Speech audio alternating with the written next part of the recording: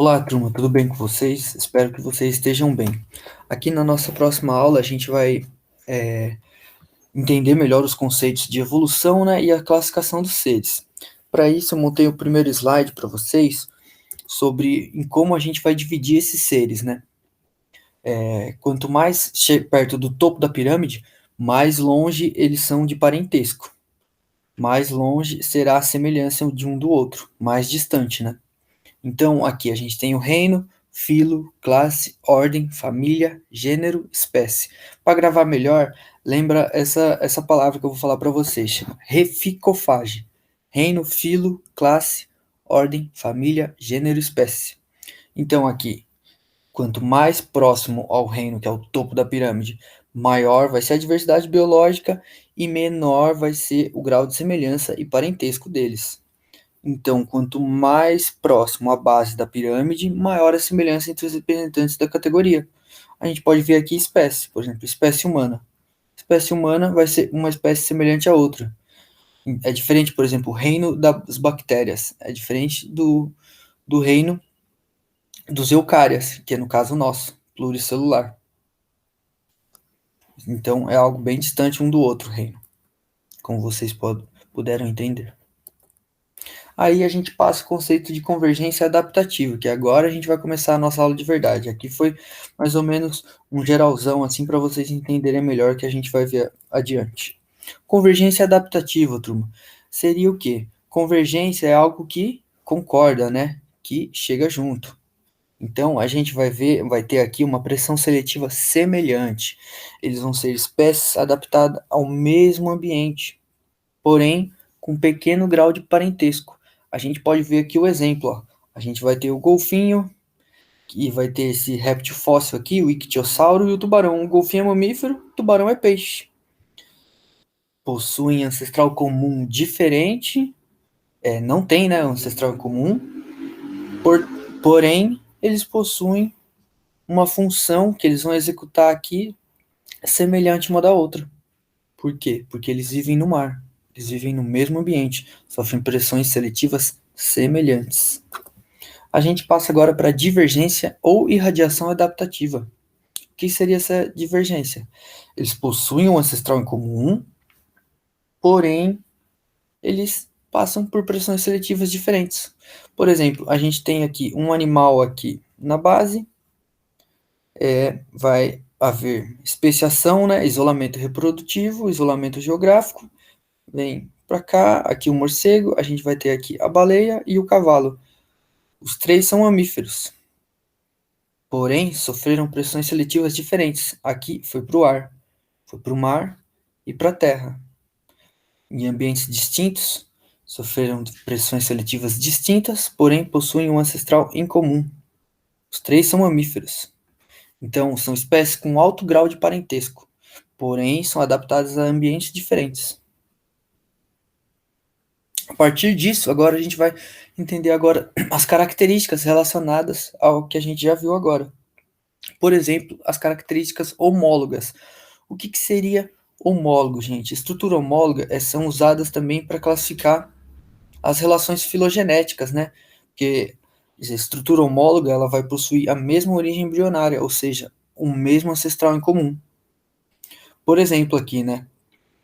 Embora tenha funções diferentes, o braço do homem, a pata do cavalo e a asa do morcego ou a nadadeira da baleia, os quatro aqui seres que eu coloquei para vocês são mamíferos. Eles possuem a mesma origem embrionária. Então, é isso que a gente tem que entender.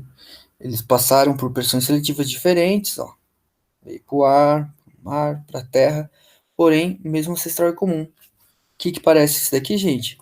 Aqui vem da divergência adaptativa. Agora a gente passa para características análogas. O que seria análogo? Elas não vão ter origem embrionária igual, elas possuem origem embrionária diferente. Porém, elas executam a mesma função. Asa de inseto, asa de alguma ave, asa, mesma função, função de voar. Então, porém, ó, agora a gente tem que lembrar, aqui a característica homóloga, mesmo origem embrionária, então dá para a gente citar ela em uma árvore filogenética, que a gente vai ver nos próximos slides. Enquanto que a análoga, não são usadas, porque elas não possuem a mesma origem evolutiva. Entenderam, gente? Não possuem a mesma origem evolutiva, portanto, não podem ser usadas numa árvore filogenética. Aqui está para vocês um resuminho aqui de características homólogas e análogas. Elas podem ser derivadas ou compartilhadas, sempre há uma comparação, né, de semelhanças anatômicas, ou pode ser semelhanças funcionais.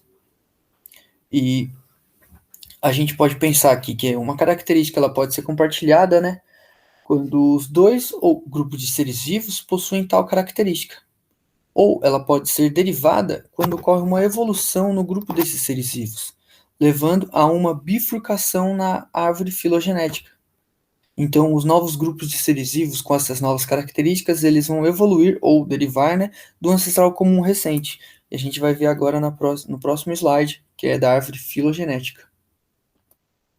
A gente vai começar agora a introduzir para vocês esse conceito, né, de filogenia. O que seria filogenia, gente? É a história evolutiva de uma espécie, né? A gente vai ver mais para frente a filogenia, né? Desculpa, filogenia dos seres humanos. A gente vai ver de onde originou até onde chegou até agora, né? Então, elas são inferidas, né, a partir de dados moleculares e morfológicos. Porém, os morfológicos a gente não utiliza mais, gente. Morfológicos utilizava antes, quando a genética não era tão evoluída quanto hoje.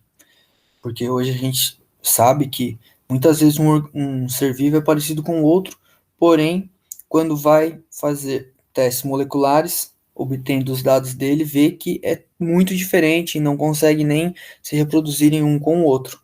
A gente vê, às vezes, espécies de tubarões que são muito parecidos morfologicamente, porém, não se reproduzem porque são de espécies diferentes. E isso a gente só vai concluir quando conseguir obter os dados moleculares de determinada espécie. Essa filogenia também a gente estuda os caracteres ancestrais dos organismos, de onde surgiram, né, para compreender, né, o surgimento desses caracteres herdados. Então, para isso, turma, preparei aqui para vocês aqui uma imagem aqui para explicar melhor a árvore filogenética. O que seria, resumidamente, essa árvore filogenética? É uma representação da história evolutiva de uma determinada espécie. A gente vai pegar uma espécie, comparar até chegar onde foi o seu ancestral. Então, ela é formada também por pontos de ramificação de duas vias. Essas árvores filogenéticas, né, como eu expliquei para vocês, pode pegar aqui a base, ela vai ser a história mais antiga, e as pontas vai ser as mais recentes. Ela vai pegando de uma linhagem aqui, né? Então, as árvores filogenéticas, né, como vocês podem ver, elas são formadas, geralmente, vai ser por uma série de pontos de ramificação de duas vias, nos quais as linhagens elas vão se divergir, ó, uma para cá, uma para cá. Ou seja, vai ocorrer uma especiação, formação de uma nova espécie de uma outra espécie. Aqui, ó, talvez um isolamento geográfico, isolamento reprodutivo, especiação, uma espécie, outra especiação, formação de outra espécie. Se a gente observar aqui nessa figura, né, como vocês podem ver, em cada ponto de ramificação, uma linha ancestral dá origem à outra, a duas filhas. Aqui, ó. Opa, deu uma linha aqui, deu origem a essa, origem a essa. Esse aqui, um ancestral comum desse e desse. E cada uma dessas linhagens vai apresentar a sua própria história evolutiva, gente, sendo uma parte dessa história compartilhada com outras linhagens. E aí, conforme vai havendo mutação e outras especiações, vai aumentando aqui a linhagem evolutiva. E assim é uma árvore filogenética, gente. A gente também tem uns tipos, certos tipos aqui de árvores filogenéticas. Ah, turma, esqueci. A gente tem que sempre lembrar que a gente nunca pode dizer que um ser vivo evoluiu a partir de uma espécie. Nunca pode dizer que esse ser aqui é mais evoluído que esse, ou que esse é mais evoluído que esse. Que o B aqui é mais evoluído que o 2, o D mais evoluído que o 5. A gente pode afirmar apenas que eles possuem um ancestral em comum, porque a gente não pode interpretar desse modo que uns táxons são mais avançados que os outros, porque nem sempre é assim. Às vezes, esse que sobreviveu, ele só é mais adaptado ou passou por certa pressão seletiva, algum processo de extinção, né? Como a gente conhece o famoso do extinção dos dinossauros, que caiu um meteoro na Terra e a gente não sabia dessa questão se eles eram seres mais evoluídos, né? Hoje a gente já tem estudos sobre isso, mas a gente nunca pode afirmar isso, turma. Então, aqui passando adiante, né? Vou falar para vocês agora dos tipos de árvores filogenéticas que a gente vai ter. A gente tem dois tipos, os cladogramas, e mais para frente eu vou apresentar para vocês os filogramas. O que seriam esses cladogramas? Seriam isso daqui, ó. É a representação entre as relações dos grupos de seres vivos. Porém, eles não levam em conta o tempo decorrido. Não levam em conta o tempo percorrido. Só apresenta aqui, ó, filho tal veio de tal. Se passou o B, aí, opa, aí, depois, agora a gente vai entrar numa coisa, numa árvore filogenética, né, mais representativa, com maiores informações, como os filogramas, que é o mais utilizado, pois aqui leva em conta a linha do tempo. Eles possuem uma maior informação, né, do que os cladogramas, e aqui, ó, o tamanho dos ramos ele é indicativo de tempo e representa o tempo envolvido na evolução e diferenciação da espécie. Caso uma espécie seja extinta, seu ramo será mais curto, como podemos ver aqui. A altura do ramo também será determinada pelo tempo de existência da espécie. Essa espécie aqui, ó, viveu mais que essa daqui. É a 2 aqui, a C, mais do que essa daqui. Essa daqui houve uma especiação para cá, para cá. Isolamento reprodutivo, isolamento geográfico, formou duas espécies. Então, a altura do ramo será determinada pelo tempo de existência da espécie. Os ramos das espécies não extintas terminam na mesma altura que representa os dias de hoje. Então, como vocês puderam ver aqui, os filogramas são mais bem utilizados para os estudos, né? Tanto moleculares quanto morfológicos. Agora, gente, a gente vai entrar na filogenia da espécie humana, né? Que hoje é um tema tão interessante, né? De onde o ser humano foi a origem do ser humano, de onde o ser humano surgiu, né? São tantas questões tantos estudos que são feitos e tá difícil, né, de encontrar uma resposta. Até hoje eles lutam porque às vezes encontram certos fósseis de hominídeo que foi encontrado em tal lugar e daí sempre vai haver esse questionamento, né? Que mais ou menos 6 milhões de anos na África, né? A linhagem do chimpanzé e a nossa própria se dividiu, ó. Aqui, ó. Chimpanzés, hominídeos, o mesmo ancestral comum aqui. A gente não veio do chimpanzé, galera. Olha aqui, ó. Chimpanzé para cá, hominídeos aqui. Então, o que aconteceu com a gente, né? Após essa divisão, a linhagem dos hominídeos não seguiu uma linha reta até o Homo sapiens. Foi aqui, ó, evoluindo, mudando. Ó, você pode ver o tamanho dos crânios são diferentes. Aqui, o Homo erectus é o que mais chega próximo da gente. E aqui a gente tem os Neandertais. Então, essa linha não foi uma linha reta. Ao contrário, né, do que todo mundo pensa, né, a linhagem primária de hominídeos, ela deu origem a muitos outros hominídeos. Olha quantos hominídeos. Homo habilis, Homo erectus, Homo neanderthalis, até chegar na gente aqui, ó, Homo sapiens. Então, se a gente examinar os fósseis, né, os artefatos, ou até mesmo o DNA desses parentes, né, então vai ajudar a gente a entender um pouco como é essa complexa árvore, né, de hominídeos e como evoluiu até chegar nos dias de hoje. Então aqui, esses eventos importantes aqui, ó, tudo datado em milhões de anos, gente. Sempre quando for pensar em idade geológica, assim, a gente tem que tratar em milhões de anos. Então, aí agora a gente chega na filogenia humana. Eu coloquei essa imagem aqui para vocês que é para deixar um questionamento mesmo. Que aqui está o chimpanzé, depois ele está ficando com a coluna mais ereta, aqui ele já caça, aqui ele está mais ereto e aqui agora é o homem de hoje, né? Eu quis deixar essa imagem aqui para o final, que é um questionamento para vocês, né? Porque até os dias atuais, né, ainda tem uma confusão, né? Quando o assunto é evolução da espécie humana. Porque é muito comum a gente ouvir que o ser humano evoluiu do chimpanzé. Porém, se a gente observar, né, essa história evolutiva, a gente vai perceber que na realidade a gente compartilha de um ancestral comum. Então, ele é só um parente próximo.